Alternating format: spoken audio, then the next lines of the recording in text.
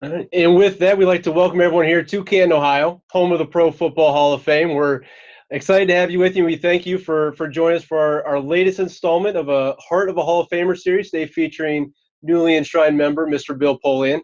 My name is Mike. I'm a member of our youth and education team here at the Hall of Fame, and I'll be moderating today's program live from Canton. The mission statement of the Hall of Fame is to honor the heroes of the game, preserve its history, promote its values, and to celebrate excellence everywhere. Those values we promote are those of commitment, integrity, courage, respect, and excellence. And it's no secret that those terms and those values aren't just football terms, not just football values.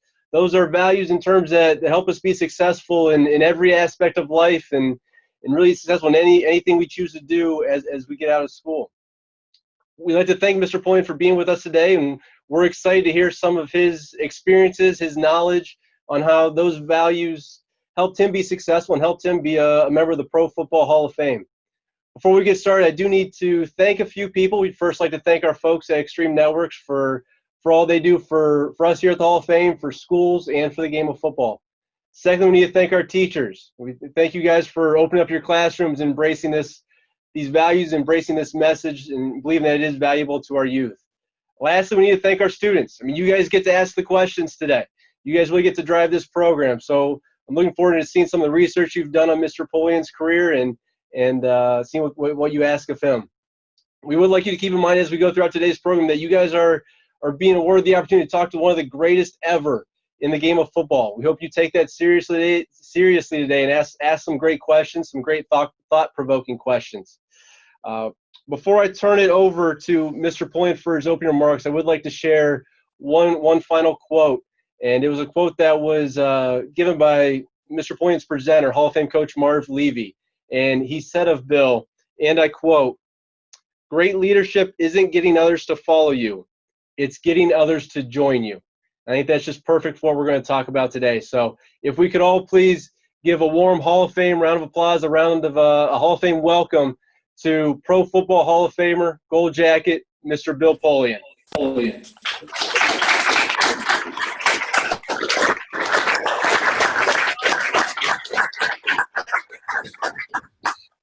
Perfect. Then, Mr. Polian, I'd like to turn it over to you for any opening remarks that you have for our students today. Thank you very much. It's great to be with you. This is my first appearance on behalf of the Hall of Fame, so excuse me if it's not as polished as I sometimes look on ESPN. I don't have a lot of producers and makeup people and all that other stuff that makes you look good on television. Most of you, if you know me at all, know me from my time at ESPN. You see me on the air now. That's really a second career for me after I left football. But I thought that what I'd do today before we go to questions, and I'll do this preamble very quickly, because this is your time to ask questions. I view this as educational. Whatever questions you may have about the game, about the television, about sports in general, about life, I'm happy to answer them. That's why I'm here, not to lecture. But I just wanted to touch on a few things that I think are unique for all of you, no matter what field of endeavor you might be in, whether it's sports or it's music or it's medicine or whatever it may be. These values are universal. They're the values that you'll hear all of the people with the gold jackets talk about, but they're unique to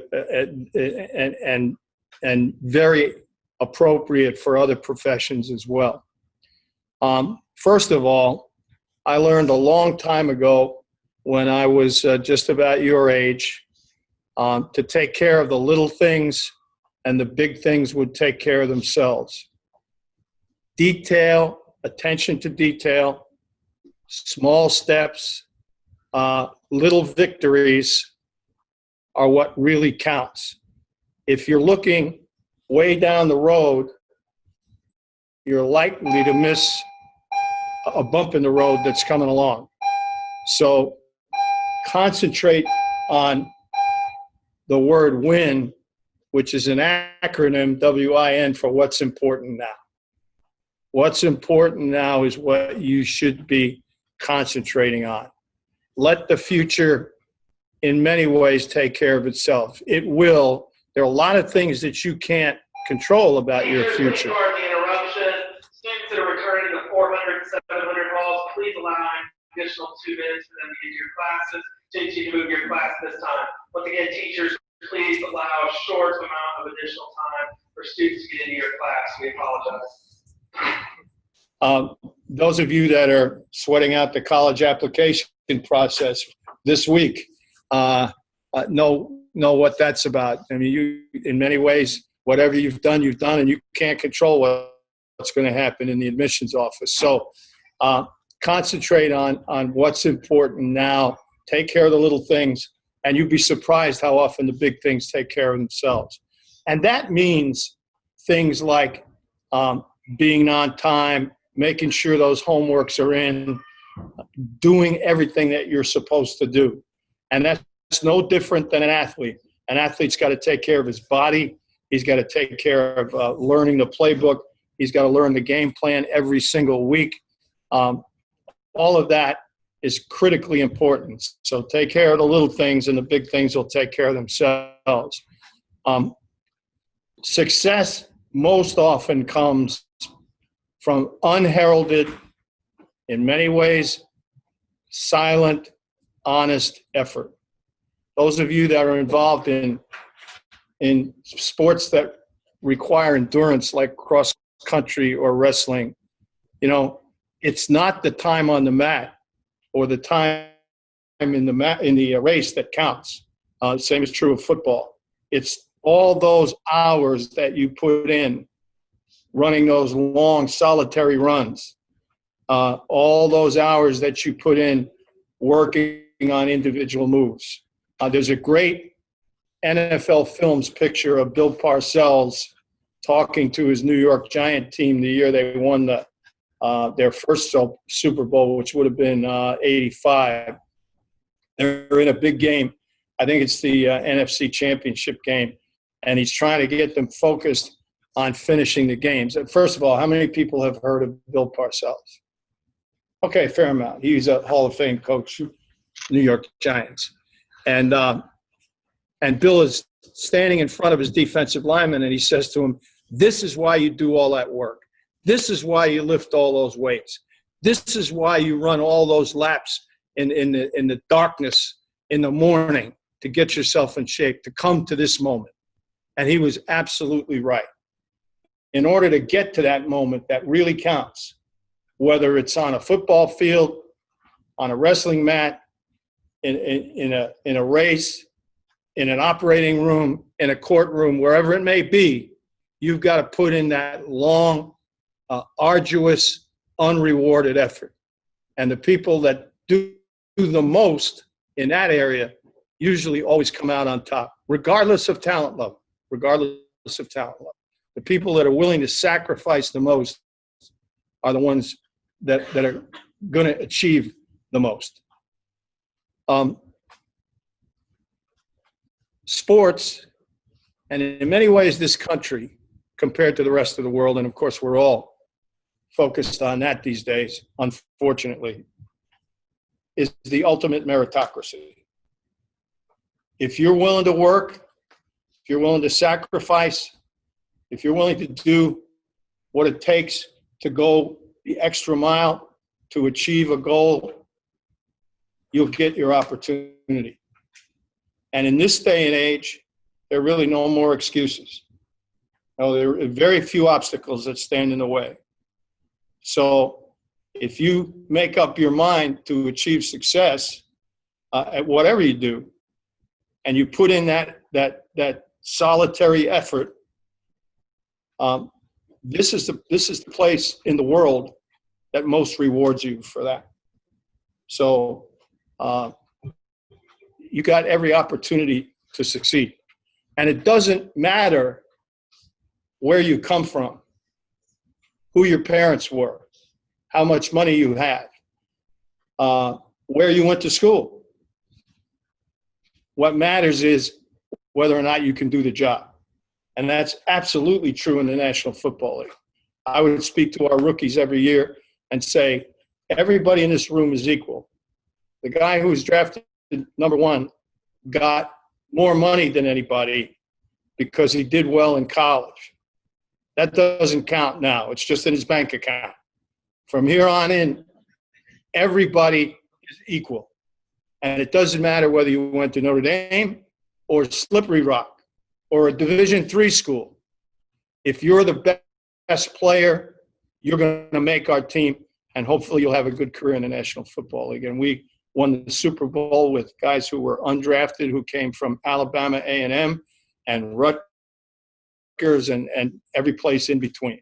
So sports particularly, but in this country, I mean, in our DNA as Americans, is the fact that we are a meritocracy. If you're willing to work and you have the talent and you're willing to sacrifice, you can do well. Expect adversity, expect more to overcome it. I don't know how many of you saw this show. It was a 30 for 30 on ESPN called Four Falls for Buffalo. How many saw it? Okay, more than I thought, really. It's the story of the team that I was with in Buffalo that went to 4 straight Super Bowls, and we lost them all. And the first one was in many ways the most heartbreaking because we lined up to kick the winning field goal with 6 seconds left on the clock, and we missed by that much of being world champions. And then we came back and won 3 successive AFC championships and got to the Super Bowl and lost each time, including another heartbreaking one that in the 4th Super Bowl where Thurman Thomas, who's a Hall of Famer, fumbled the ball twice and Thurman never fumbled the ball. It just happened. You know, life gets in the way sometimes.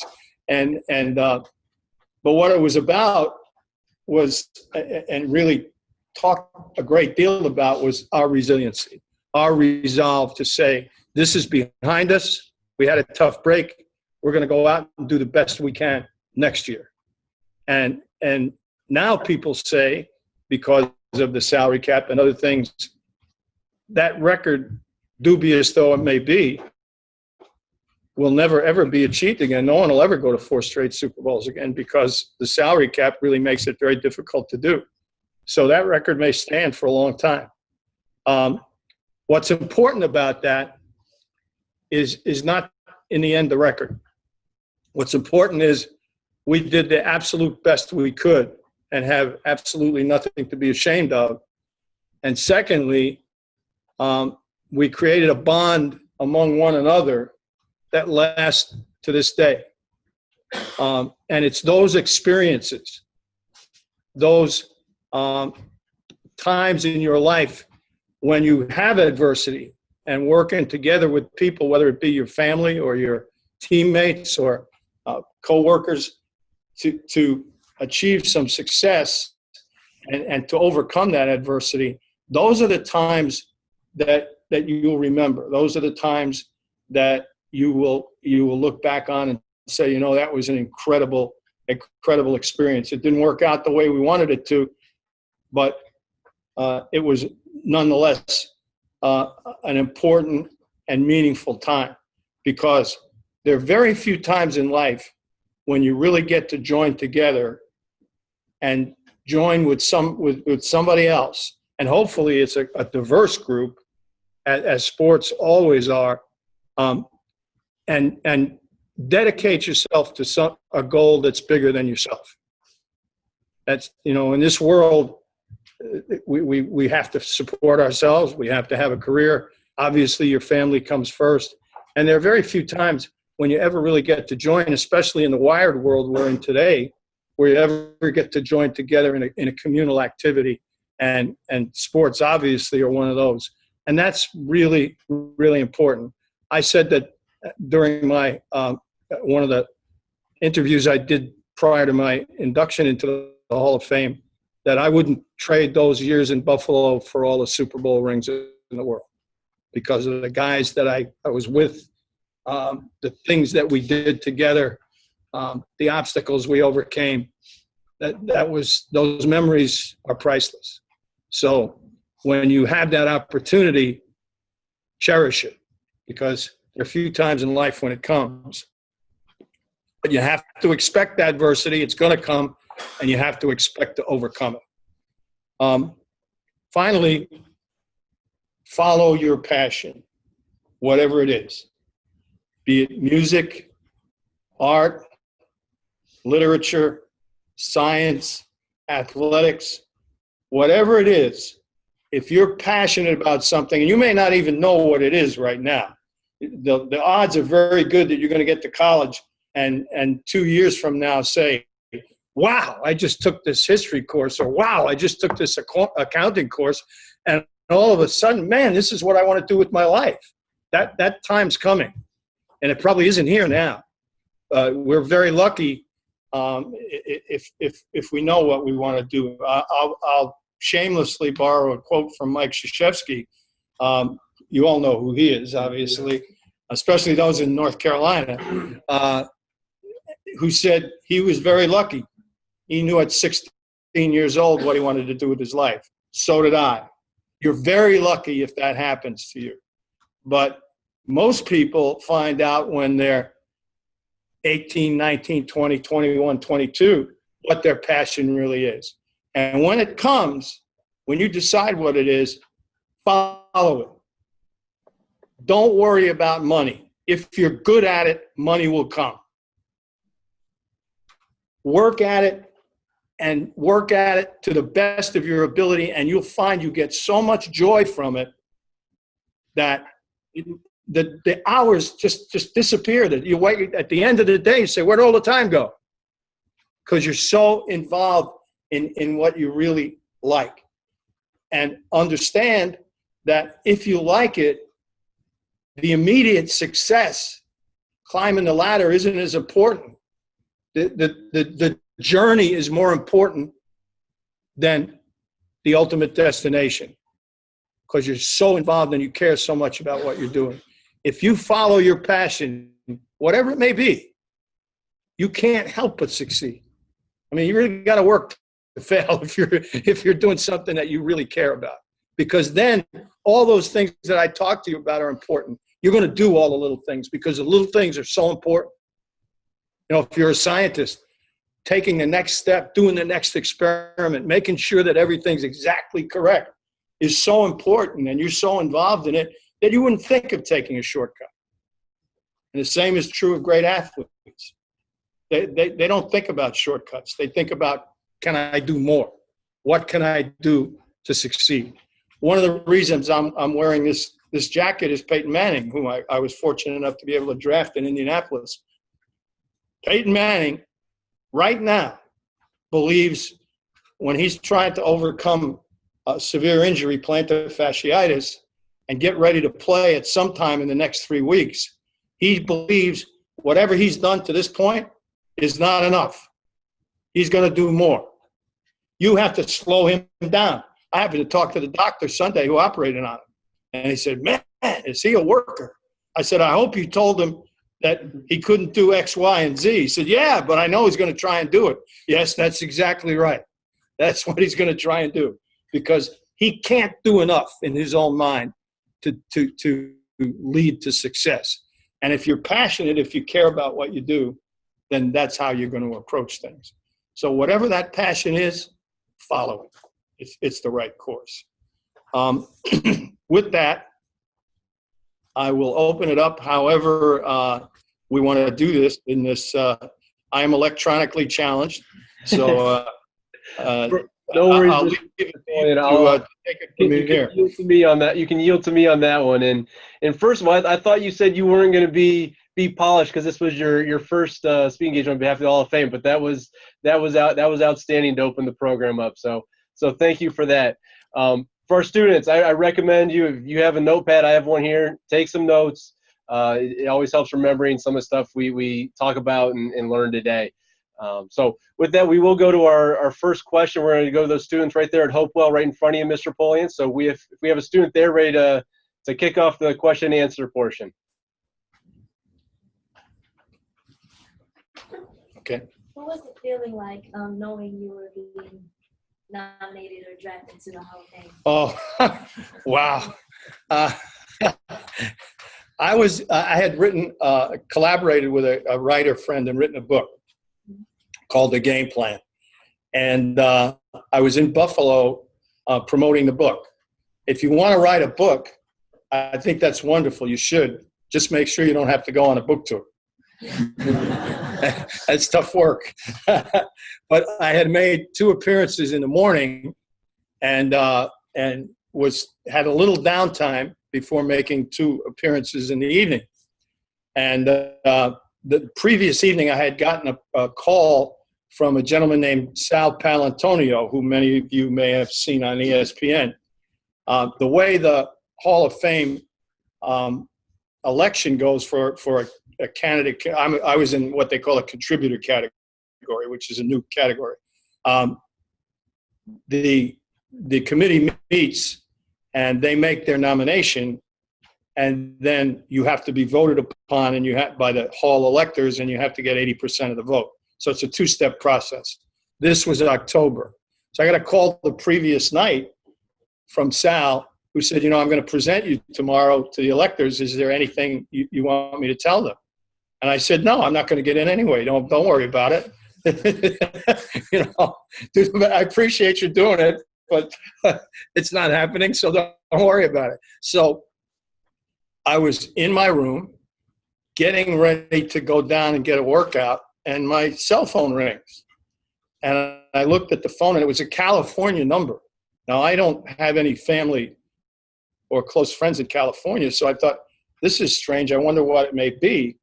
And I said, I'm not going to answer it. It's probably a radio station or a newspaper or something. So I put the phone down, put my running shoes on, and the phone rang again, and it was the same number.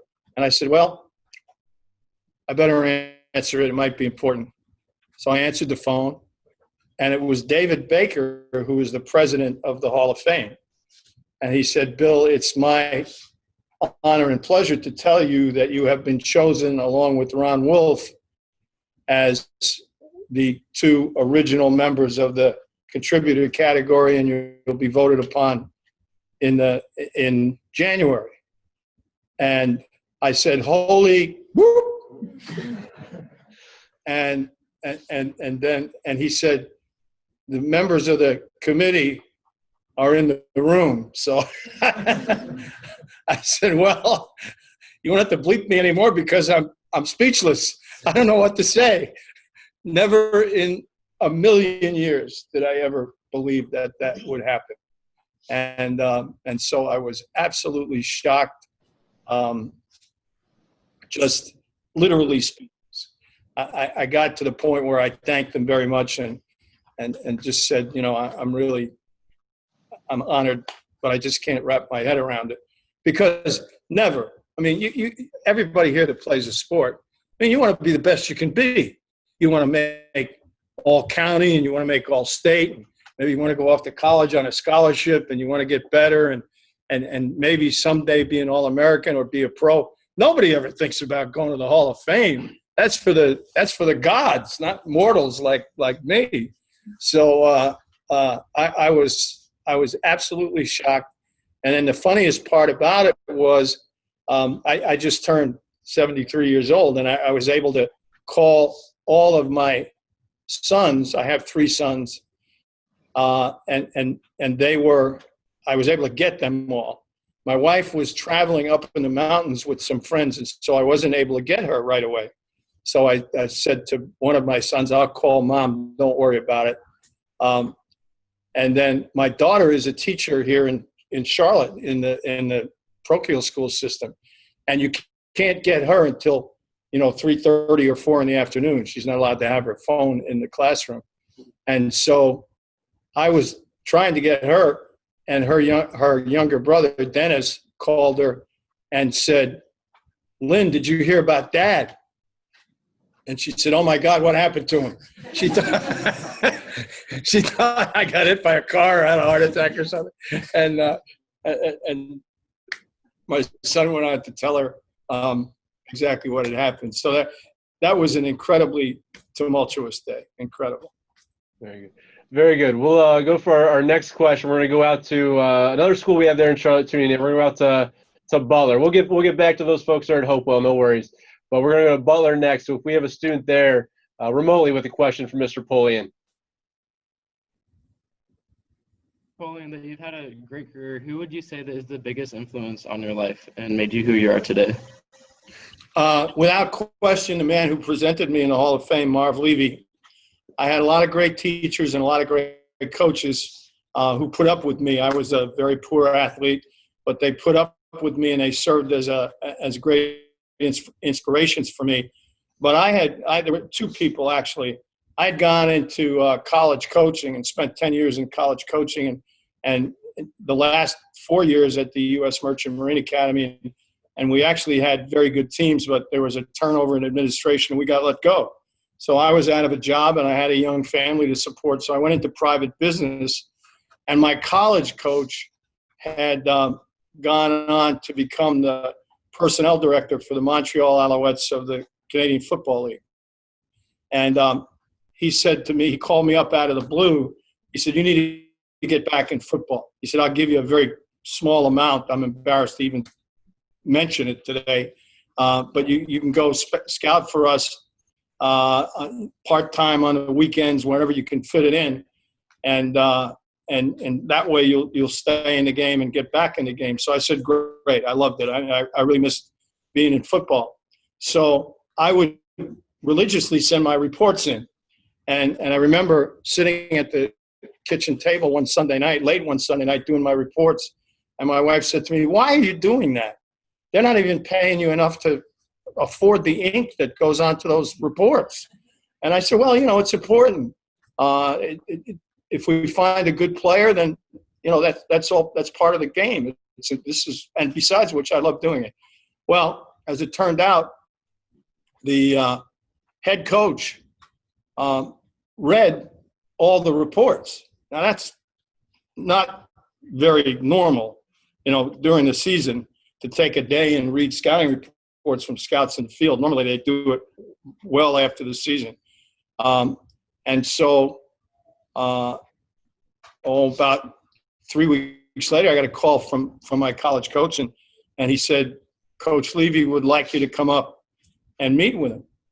He read my reports and went to my boss. He had no idea who I was, never laid eyes on me. Went to my boss and said, "This guy's really got something special going for him in terms of talent evaluation. I'd like to meet him, bring him in." So he brought me in, and we talked, and he said, "There's going to be a future here for you in this organization." He was as good as his word.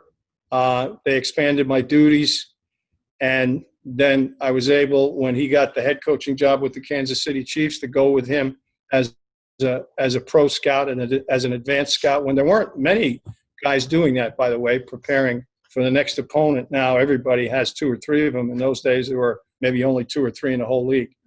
His name was Marv Levy. He, too, is in the Hall of Fame because I got the chance when I went to Buffalo and became the GM to hire him as the head coach. And he was the head coach for 10 years there and took us to the 4 Super Bowls. And he, not only because he hired me and gave me my start, but because he was such an influence on me in terms of how I did my job, how I approached things. You heard him in the opener talk about what our philosophy was about players. I frequently, when I'm asked, will say I learned everything I know about pro football and most of what I know about life from Marv Levy. So he's the guy. That's why he presented me. Very good. We're going to go then out to a school that's not in Charlotte that's actually tuned in. It's very appropriate, if I may make a lame joke, with regards to your Peyton Manning ties there, Mr. Point. We have a school tuning in from Omaha. So of all locations, we have the Omaha connection. There you go. So we're going to go out to them for our next question.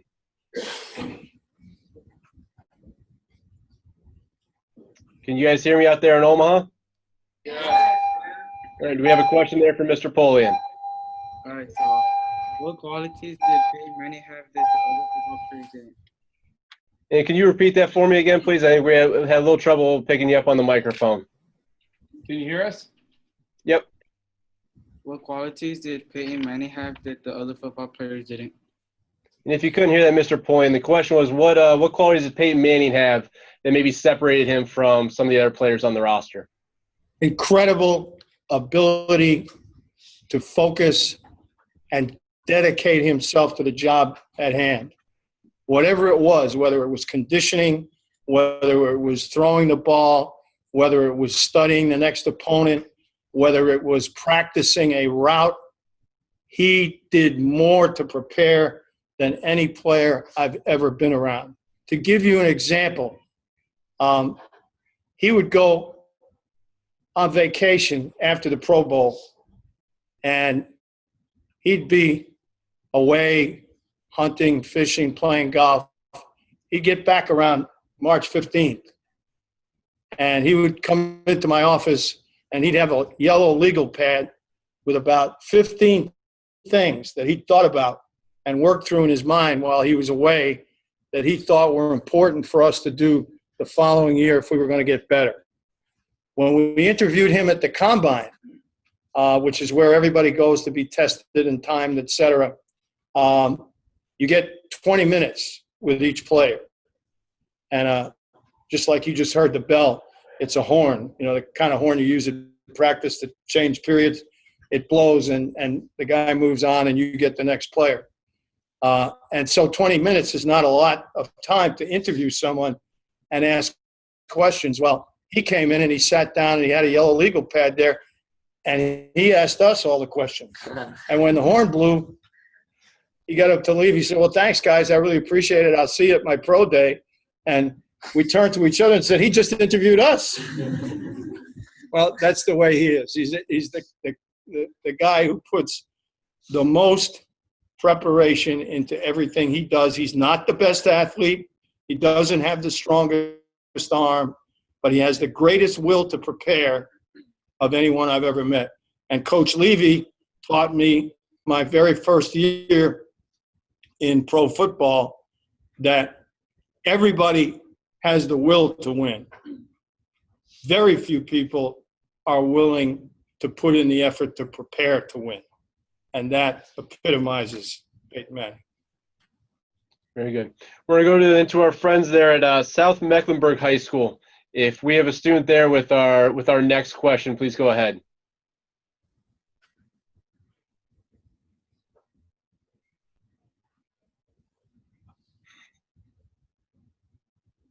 How did you find motivation as a football player as well as a coach throughout your childhood into your adult years? Excuse me. Did you all hear the question? Okay. The question was, how did I find motivation during my childhood years and then as an athlete and then later on through my career? I think that I believe very strongly that motivation is 90% internal and 10% external. You can hear something that I or someone else who's had a decent career can tell you, and it may register, and you probably will remember it, as you've heard me reiterate the things that I was taught by my coaches and teachers. Those lessons stick, and the better the coach, the better the teacher, the more the lessons stay with you. I can recite chapter and verse what my college coach told me and what my high school coach told me and what my first bosses, the head coaches I work for, told me. But in the end, all that is a roadmap. You have to walk the walk. You have to motivate yourself to do what it takes. There's a Chinese proverb that says a journey of 1,000 miles begins with one step. The first step is the most important one, and only you can take that step. So when you go out for a long training run, or you're in the weight room, or you're practicing tennis against the jugs machine with however many hundreds of balls that throws at you, only you can see that through to the end. Only you can say at the end of a 5-mile run, I got to make the last 150 yards my best 150 yards. That's where it comes from. And the more you do that, the more you get good at it. The more you learn to say, I can go the extra mile. I can take the extra step. It becomes a habit. And good habits lead to good outcomes. One of the things I learned when I was a freshman in high school, I walked in the locker room and saw a sign on the locker room wall. It said, quitters never win and winners never quit. I've never forgotten it. Not to this day. So it's trite. You know, I'm sure you've heard it 100 times. It registered. And what it told me was, if you want to be the best you can be, which may not be good enough. In my case, as an athlete, it wasn't good enough. I was a poor Division III player. But if I was going to get all there was to get, you had to always take the extra step, do the next thing, do the hardest thing. Because only when you do that will you be able to say at the end, you know what? I conquered that obstacle. I made it up that hill. I finished that 10-mile run. I lifted more weight than I thought I could. I stayed out there and worked on my top hand forehand until I had blisters. But now I'm a better player for it. That's how you gain confidence. Conquering those internal obstacles that you set up, that you have to achieve, is how you get confidence. That's what makes you confident when you go out in front of that crowd, when everybody's watching, the things you do when nobody's watching. That's what counts. That's what makes you as good as you can be. That's what maximizes your talent. And so, you know, it can be external, but boy, it's lonely out there at 6 o'clock in the morning running laps. It's lonely in the gym at 7:30 at night shooting 500 foul shots. It's awfully difficult in the weight room when everybody else has gone someplace else and you got 3 more sets to do because you want to be the best you can be. But that's how you achieve. That's how every athlete, and I'm sure every musician I know, because I've talked to musicians and actors and people like, who perform in public, not only athletes, everybody who performs in public gets the courage and the wherewithal to do it and the confidence to do it because they put in all that work in private. So inspiration comes from here. Very good. Perfect. We're going to go then out to Rocky River there in Charlotte-Mecklenburg. If we have a student ready there with our next question for Mr. Polian. How did it feel to be a part of hiring the first African American head coach to win the Super Bowl? Could you hear that question, Mr. Polian? Was the question, how did it feel? How did it feel to hire the first African American head coach to win the Super Bowl? Well, it was Tony Dungy, and I recognized that he was African American, obviously, but we had been colleagues on the NFL competition committee. That's the group that makes the rules. It's a group of 9 people made up of coaches, executives, league office officials. And they get together every February and March for about a month to go over the rules, make suggestions, and finally prepare a report which can run upwards of 500 pages, which is given to the owners at their annual meeting in March, and then they vote as to whether or not to change rules. So instant replay came out of that competition committee. All of the catch, no catch, which is a big deal now, is coming out of there. I'm serving as a consultant on that issue. But I was on that committee for 19 years. And when I was a rookie, that committee consisted of Don Shula, George Young, Jim Finks, who was the patron saint of all general managers. He's the most successful general manager in sports history. Marty Schottenheimer, Bill Walsh. I mean, it was a who's who. I sat there and said, what am I doing here? You know, how did I get here? but I was fortunate enough to serve for 19 years, and for about 5 or 6 of those, Tony was a colleague. So we got to know one another. And then our head coaching job opened up. He had been let go at Tampa Bay because he didn't get them to the Super Bowl. And so I met with him. I flew down to Tampa Bay and met with him. And his recollection is that we went about 6 hours. And I'm sure he's right. My recollection was that it was about an hour because I was so absorbed in the conversation. And at one point, he was explaining to me how he felt the team ought to be prepared. And he stopped. And he said, "You're smiling and nodding your head. Is something I've said funny?" And I said, "No, I've heard this all before from Coach Levy 20 years ago, chapter and verse. It's everything I believe." So it was obvious, I guess, an hour into the interview that it was a match made in heaven, and that's what it turned out to be. And while I recognized that he was an African-American pioneer, no question about that, and you couldn't help but realize that. Walk through an airport with him. You know, people flocked to him from everywhere.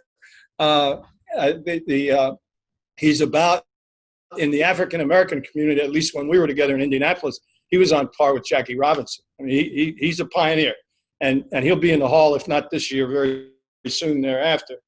But that was not, I mean, I recognize that, and obviously it's important, and it's important in the history of the country. But what was far more important was the fact that he was Tony Dungy, incredibly good person, incredibly good football coach, incredibly good family man, incredibly good standard bearer for our franchise. And were it not for Tony Dungy and Peyton Manning, there wouldn't be a Lucas Oil Stadium, I guarantee you that. And so that was, I don't want to say it transcended race because it would be an ignorant statement. I mean, obviously, Tony is what he is. He's an African-American. But what he is as a person is what connected me to him, both as a colleague and then later on as working together. Very good. Great question. Great question. Thank you for that. We'll go back then, Mr. Polian, to those live students there in front of you at Hopewell with our next question. What would you say was the hardest thing you had to do in life in general, and how were you able to overcome it? It's a good question. Well, I think the hardest thing you have to do is to, when you're in a position of authority, let people go, whether it be cutting players. We went through a layoff situation when I was with the Colts because of the economic downturn in 2008. And that was the most disappointing, really heartbreaking time in my career. And I've never forgotten it. It was, in many ways, as difficult as anything I've ever faced, because how do you tell a person who's done a great job for you that because of economics, we no longer have a job for you? I mean, I don't know, to this day, I don't know how to explain that other than to say it's just, life gets in the way sometimes. The best intentions you have get trampled upon by life. And you have to just get up off the deck and keep fighting, keep plugging. And that's true when you let a player go too. I mean, professional football, you see from the outside. you see the glory, you see the money, you see the celebrity, the notoriety. What you don't see is all of those solitary hours that they put in. What you don't see is a guy that comes in at 22 years of age or 21 years of age and is single and isn't really thinking too much about having a family and what he's going to do with the rest of his life. And then he spends 8, 9, 10 years with you, maybe sometimes more. And now he's got a family and you're watching the kids grow up and they come to practice on Saturday and they become part of the larger family. And if you're fortunate, as I was, to have these guys win for you, they bleed, they sacrifice, they injure themselves in a quest for a shared goal that you benefit from greatly. And so when it comes time to say to that person, we no longer have a job for you because the time has come to either let you go or because we can't afford you under the salary cap or whatever it may be, that's the toughest job that any executive or head coach has in football. It's hard. And I can tell you honestly, for veterans that I was with for a long time, there were a lot of tears shed in that conversation. It's hard to let those guys go. Just hard. So, but you have to realize, hey, it's your job, and you have to do your job. You have a responsibility to your employer and to the greater good of the organization to do your job. Now, that's nothing compared, for example, to military officers or first responders who lose colleagues. That's the real world. So that's a million times tougher. But to answer your question specifically, that's by far the toughest part of the job. We'll go back then out to our students there at Butler High School. There, if we have another question for Mr. Polian. Sir, as a successful general manager in the NFL, we can tell that you know talent when you see it. Do you believe that the Carolina Panthers have what it takes to win the Super Bowl? Well, you're going to get a scoop because I'm sure I'm going to be asked this on ESPN next Thursday and Friday. I never talk about the Super Bowl because it would be in opposition to what I said to you right at the start. Take care of the little things and the big things take care of themselves. As a matter of fact, for all the years that I was in the business, and I guess we ended up going to 6 Super Bowls and winning 1 and then missing out. I think we went to 8 or 9 conference championship games. I never ever referred to it as the Super Bowl, both in and outside the office. I referred to it as the big dance or the big game or something like that. Superstition. But the question really is, are they a legitimate contender to win the whole thing? Because in any given year, there's only about 5 or 6 teams who are legitimate contenders. The answer is unequivocally yes. Unequivocally yes. Now, we'll see what happens in the playoffs, and health determines everything. Health determines everything. Those of you that were at the game Sunday, when Olsen went down, there was a collective gasp in the stadium. You could have heard a pin drop. And rightly so.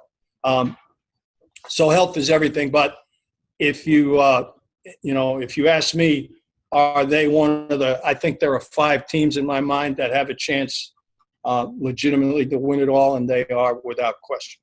They're a very, very good team. All right, we'll go back then out to our friends there in Omaha, Nebraska for our next question. I see we have a student there in front of the camera ready to go.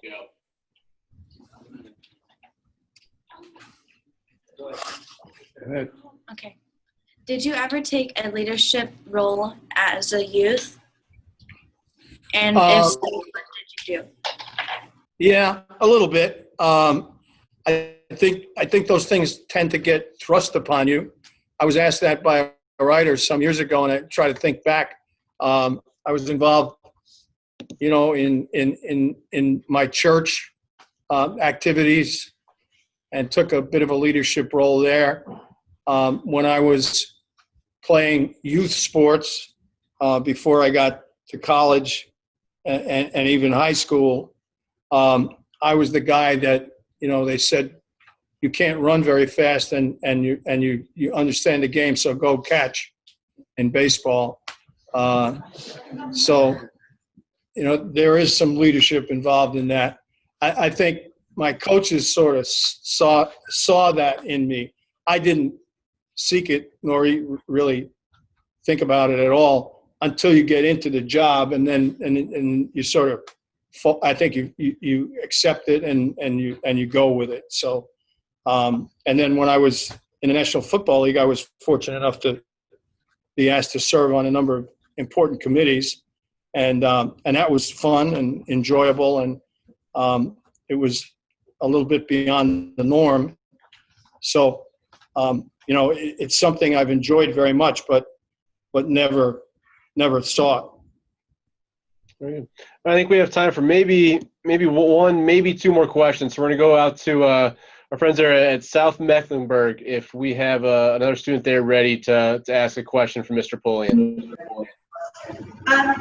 Okay, so what character traits do you think are most important to become successful? Well, that's a really broad question. First of all, I think you have to have a good educational grounding, whatever that may be, and whatever field you choose to involve yourself in.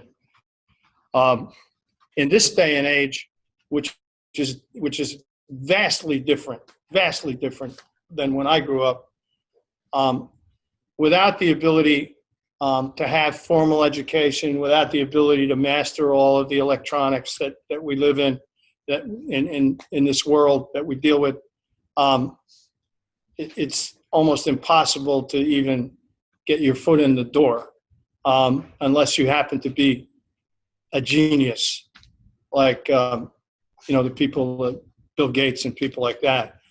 Even then, he was a student at Harvard University. So formal education nowadays is, I think, more important in this world that we live in than ever before. It starts with that. Second is passion. Find your passion. What is it that you really like to do? And don't dismiss anything. You may say, boy, I would never be an accountant. And then you may go take an accounting course and say, this is really something special. You might think that today you want to be a doctor, and as many of my friends found out, they got into organic chemistry and that was enough. They go in a different direction and find a way and all of a sudden become very successful. So whatever your passion is, follow that passion, because the odds of success when you do that are greatly enhanced. And then ultimately, it's about how hard are you willing to work? Because in the end, it's the person who's always willing to go the extra mile that's going to have, by and large, the most success. And people see that. I've told my own sons, and I've told players who've asked, you may be doing something that you think is nondescript, that isn't important, that you don't even like, but somebody's watching. And that somebody may be in a position to help you 3, 4, 5, 10 years down the road. I told you the story of my writing the scouting reports, never thinking for one moment that Coach Levy would ever look at them. But he did. And he helped me for the rest of my life. So somebody's always watching. You don't know who it is. You don't even know why. But somebody's watching. And if you impress them, then they're going to be watching out for you as time goes by. And what's the basis of all of that? Hard work, going the extra mile, doing more than you have to, trying to be the best you can be. That's the universal solvent. That if you do that, the odds of success multiply greatly. Right. Well, Mr. Point, that could almost serve as our closing remarks. That's almost a great note to end on. But we do have about 60 seconds or so that I'll leave to you. If there's anything you want to reiterate, or maybe there was something you're hoping to convey to students that we didn't get to touch on today, I say you have about 60 seconds to share that with the group before we end the program. No, I really appreciate this opportunity. It's a new thing for me. I must admit I had some trepidation going in, but it's fun, it's enjoyable, and I hope you've gotten as much enjoyment out of it as I have being with you. Thank you.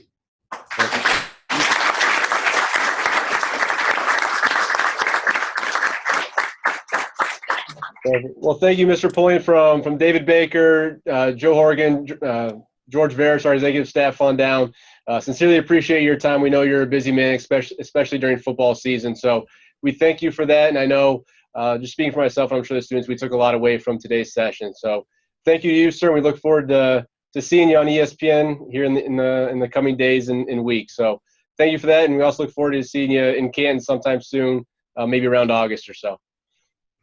Thank you. All right, and that will conclude our program for today. We will be sending out recording this for all schools, but thank you one more time, and hopefully we see you here again in Canton, Ohio.